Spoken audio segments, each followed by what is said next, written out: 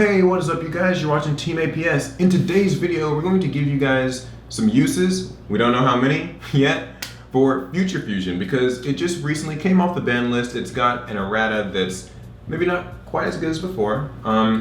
What's the basic change is you... Pretty much, originally you would activate it, and upon activation you'd reveal the fusion monster and send the material to the graveyard for that fusion monster immediately, and then on your next standby phase you would special summon that monster. Right. Well, now the new ruling is on you play it first, then on your first standby phase after its activation you would reveal the monster then and send the material to the graveyard. Then on your second standby phase after activation you get to summon the monster. So it's a bit slower, but it's actually, that slowness is actually a power in disguise. Yeah, and so the reason I thought this would be really interesting is because Future Fusion's been banned for so long that a lot of players honestly might have started playing, which is while the card was banned, they never really knew some of the cool combos you could do with it. Plus, there's a lot of new combos that exist now. When like Future Fusion was around, they didn't exist, so we thought we'd share a few of them with you. So, you can take the first one. Alright, first one, we're going to get the elephant out the room, because we know it's there. Obviously, it's going to be Infernoids.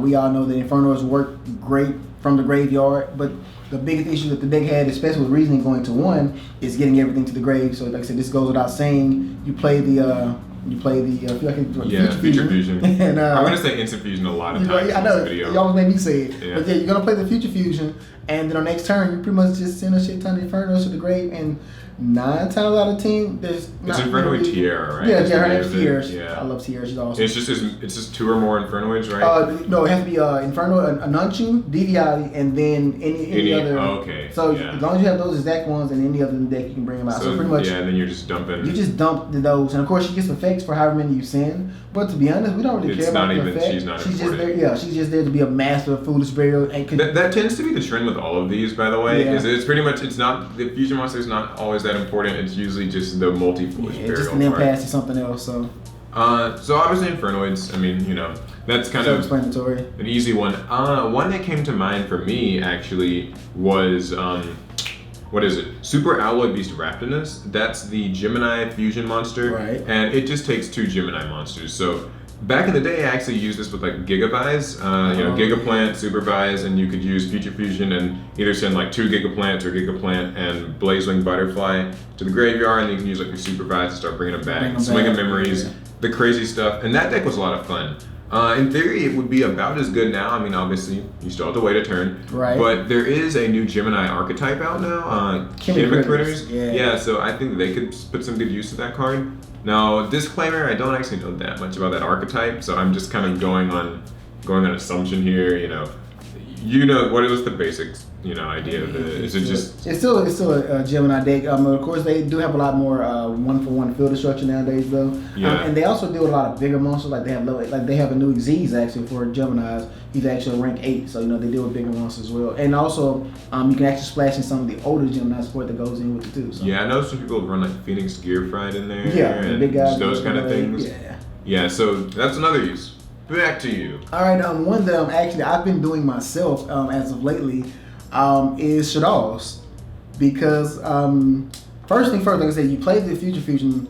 So on the first time that you play it, your opponent doesn't know what you're about to bring out. So I said that's where the power lies in, because now they have to decide if this Future Fusion is actually a threat and should they get rid of. Right, but if they don't, once you get to their first standby phase, after activation, you get to send your Shadow monsters and make whatever you want to, whatever Shadow fusion is deemed necessary, and you get their effects at that point in time. So it's like, hey, I want to make a window. So generally speaking, I'm guessing it'd be window. Well, generally. Window or Shaky, because Shaky has a big booty. It also that's depends true. on. Shaky is good. Yeah, so it depends on what deck you're playing, of course. But yeah, generally speaking, window would be the one because you get multiple Shadow effects all at once off that. So a similar one to Shadal's is Burning Abyss. Something that completely went over my head at first is the Dante the Pilgrim. Mm-hmm. I think it's just 3 Burning Abyss monsters. Yeah, just 3. Just 3 Burning Abyss monsters, and so I mean that's like Seergraph Storm or something, like the original 3. Just send them all and poof, like effects. Yeah, the field. And plus, when Dante actually comes out, he's still not a bad card. I mean, most people are used to summoning him with Beatrice, right? But I mean, still, it can just come out as a thing, and it has its little effect, lets you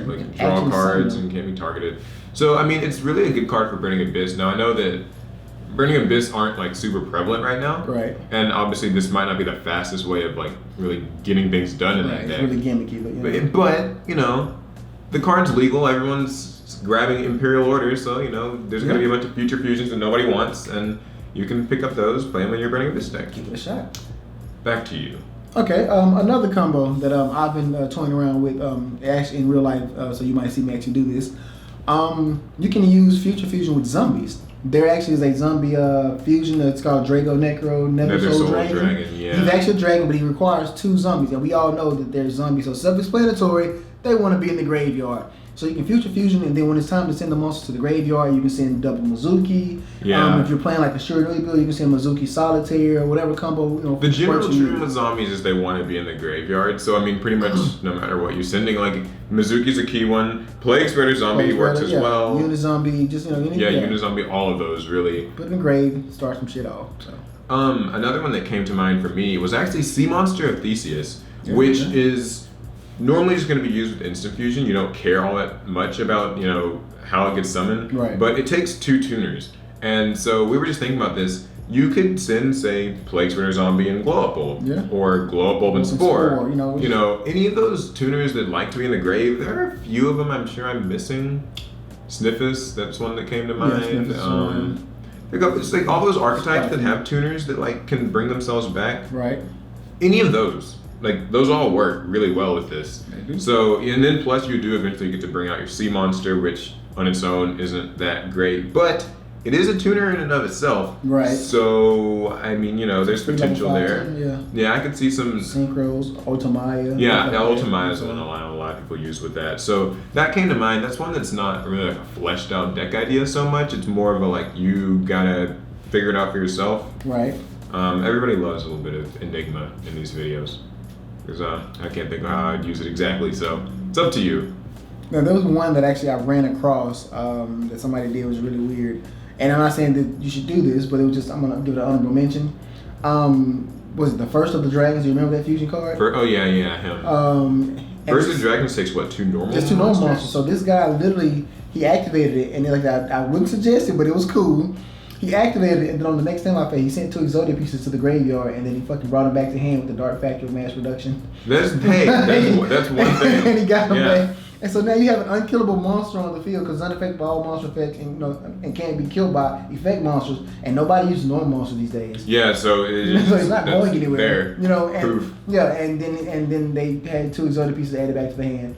So First of Dragons, Exodia, it's extremely gimmicky, but hey, it might work. Shit, but hey, if you're that kind of person, then you should give it a shot. And then there's some others. These are some more old ones that just kind of came to mind. There's Chaos Dragons, which is technically the reason this card got banned. Yes. Not as good now as they were in the past, but you can use Future Fusion to send Eclipse Wyverns and Light Pulsars, all the old school stuff that Dark Place, and the Eclipse Wyverns, they get their effects. They'll banish Red MD, banish Dark Armed.